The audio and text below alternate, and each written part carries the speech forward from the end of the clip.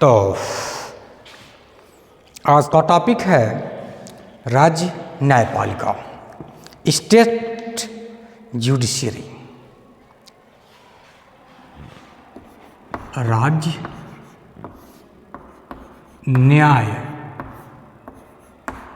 पालिका, state judiciary,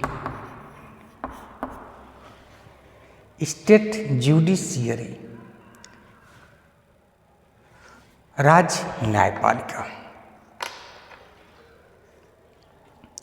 तो राज्य न्यायपालिका का गठन राज्यों के उच्च न्यायालय तथा उसके अधीनस्थ न्यायालयों से मिलकर होता है।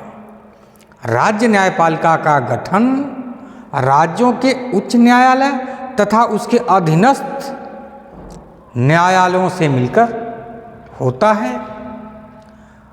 राज्य न्यायपालिका के बारे में भारतीय संविधान के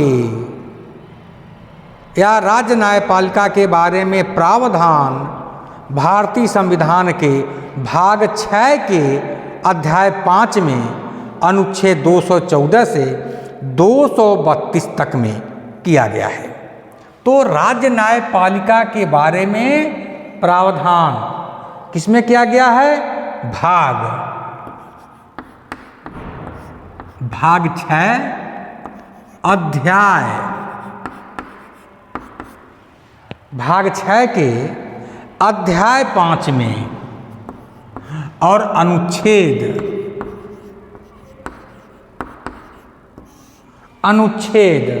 214 से 232 तक में किया गया है। 214 से 232 तक में राज्य न्यायपालिका का प्रावधान है। तो राज्य न्यायपालिका प्रावधान किसमें है?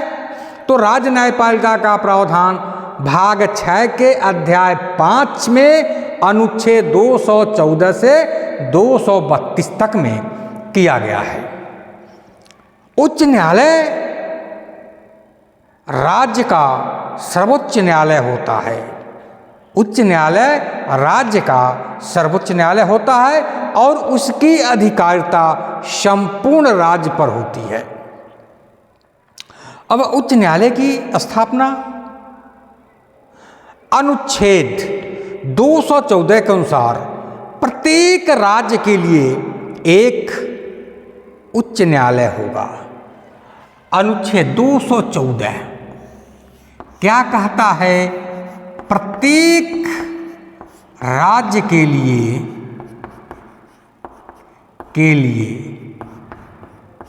एक उच्च न्यायालय होगा।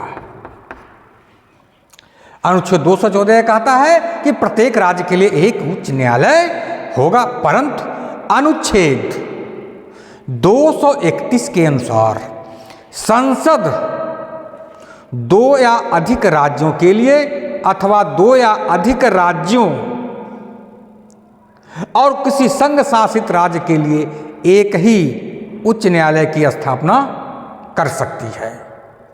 अनुच्छेद 231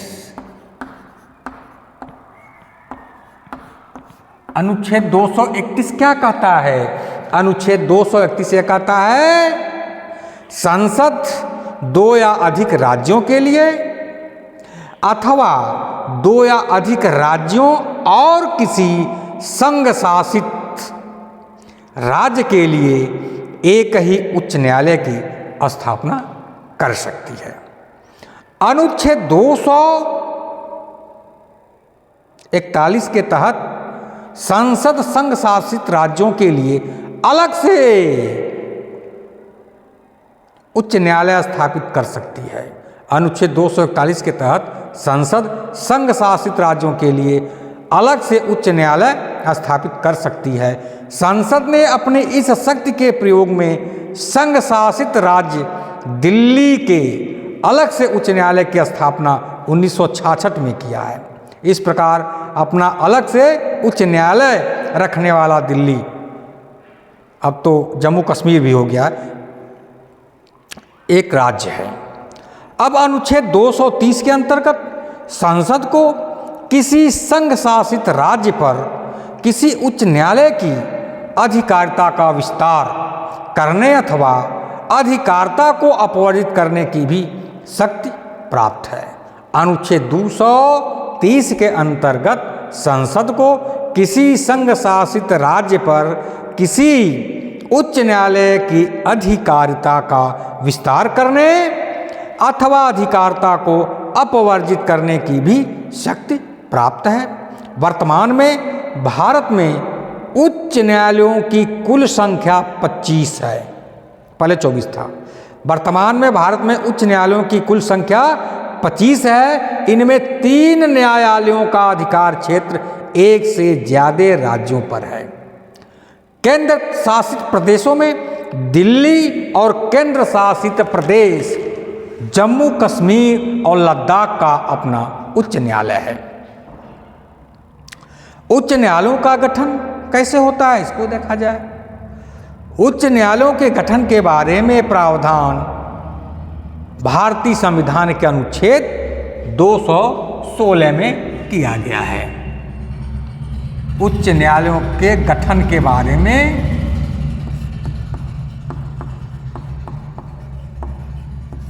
का गठन, तो उच्च न्यायालय के गठन के बारे में किसमें किया गया है? भारतीय संविधान का अनुच्छेद 216 में किया गया है। तो उच्च न्यायालय के गठन के बारे में प्रावधान भारतीय संविधान के अनुच्छेद 216 में किया गया है। अनुच्छेद 216 के अनुसार प्रत्येक उच्च न्यायालय का गठन एक मुख्य न्यायमूर्ति तथा ऐसे अन्य न्यायाधीशों से मिलकर होता है जिन्हें राष्ट्रपति समय समय पर नियुक्त करें। इस प्रकार उच्च न्यायालय के न्यायाधीशों की संख्या निश्चित नहीं होती, बल्कि यह आवश्यकता पर निर्भर होता है और आवश्यकता अनुसार समय समय पर यह संख्या राष्ट्रपति द्वारा बढ़ाई जा सकती है। अब न्यायाधीशों की नियुक्ति, अपॉइंटमेंट ऑफ जजेस। अब उच्च न्यायालय के न्यायाधीशों की नियुक्ति राष्ट्रपति द्वारा की जाती है। उच्च न्यायालय के न्यायाधीशों की नियुक्ति कौन करता है? राष्ट्रपति करता है। अब एक चीज और है, 99वां संविधान संशोधन, न्याय जजेस के नियुक्ति के बारे में 99वां संविधान संशोधन यानी प्रियर टू 99 कॉन्स्टिट्यूशनल अमेंडमेंट। तो प्रियर टू 99 कॉन्स्टिट्यूशनल अमेंडमेंट क्या कहता है, यानी 99वें संविधान संशोधन के पूर्व की क्या स्थिति थी। तो 99वें संविधान संशोधन अधिनियम 2014 के पूर्व उच्च न्यायालय के मुख्य न्यायमूर्ति की नियुक्ति राष्ट्रपति उच्चतम न्यायालय के मुख्य न्यायमूर्ति और राज्य के राज्यपाल के परामर्श से करता था, जबकि उच्च न्यायालय के अन्य न्यायाधीशों की नियुक्ति करने के समय उपयुक्त व्यक्तियों के अतिरिक्त संबंधित उच्च न्यायालय के मुख्य न्यायमूर्ति से भी परामर्श करना होता था। लेकिन 99वें संविधान संशोधन के बाद की क्या स्थिति है? संविधान के 99वें संशोधन के बाद उच्च न्यायालय के मुख्य न्यायाधीशों तथा अन्य न्यायाधीशों की नियुक्ति राष्ट्रपति राष्ट्रीय न्यायिक नियुक्त आयोग की सिफारिश पर करेगा। ठीक है, मतलब 99वें संविधान संशोधन के बाद से क्या स्थिति हो गई? उच्च न्यायालय के मुख्य न्यायाधीशों तथा अन्य न्यायाधीशों की नियुक्ति राष्ट्रपति न्यायिक नियुक्त आयोग की सिफारिश पर करेगा। ओके।